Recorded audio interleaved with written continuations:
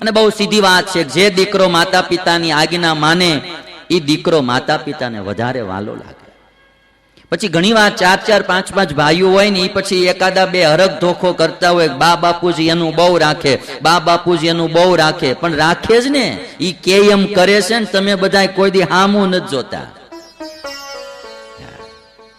તો બહુ સીધી વાત છે. એક દીકરો અનુવૃત્તિમાં રહેતો હોય, કે એમ કરતો હોય, સેવા કરતો હોય, સારી રીતે રાખતો હોય, અને બાકીના 3-4 હામું ન જોતા હોય, તો મા બાપને સ્વાભાવિક ઓલા દીકરા પ્રત્યે મમત્વ વધારે રહે. ભાગ પણ કંઈક જે જીવાય મૂડી હોય એને દેવાનું મન થાય, એ સ્વાભાવિક છે. અને જોઈ એટલું ન રાખે તો એ પથ્થર દિલ કહેવાય, કે એને કોઈ વિભાગ ન થયો રે, સ્વાભાવિક છે. આ દેશનો રાજા હોય કે ગવર્મેન્ટ આજે રાજાની જગ્યાએ હોય, જ્યારે અમેરિકા આજે વૃદ્ધોનું પોષણ કરે, પેન્શન આપે છે, એના દવાના પૈસા આપે, એની ખોરાકીના પૈસા અમેરિકા દેશ આપે, ગવર્મેન્ટ એની. ઘણા આપણા વાળા બધા ત્યાં જઈને નાગરિક થઈ ગયા છે, તો આપણા વાળાને પણ, ભારતના લોકોને પણ એ પેન્શન આપે છે, દવા દારૂના પૈસા આપે છે, ખર્ચો બધો ગવર્મેન્ટ ઉઠાવે છે. પણ જોઈ ગવર્મેન્ટને ખબર પડે કે આવડો અમારા દેશનો વિરોધી માણસ છે, તો પેન્શન તો ન આપે, બાવડું પકડીને એની ટિકિટે પ્લેનમાં બેહાડી દે, જાઓ ઇન્ડિયા. બહુ સીધી વાત છે. એનો થઈને રે તો એનું પોષણ કરે, એનો થઈને ન રે તો કોણ પોષણ કરે?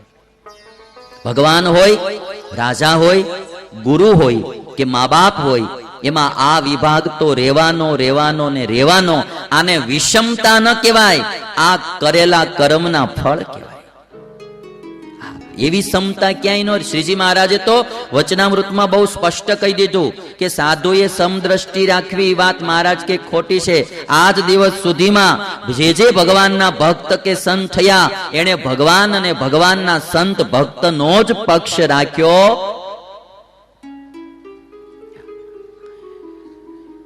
આજે સમતાને લઈને જો, આ ઇન્ડિયામાં કોઈ દેશ વિરોધી નારા લગાડે, દેશ વિરોધી વાતો કરે, અને તોય આપણો દેશ કે એને કઈ કરવું જ નહીં, એને કઈ કરવું જ નહીં. એ સમતા નથી, એ દેશની બરબાદીનું કારણ કહેવાય.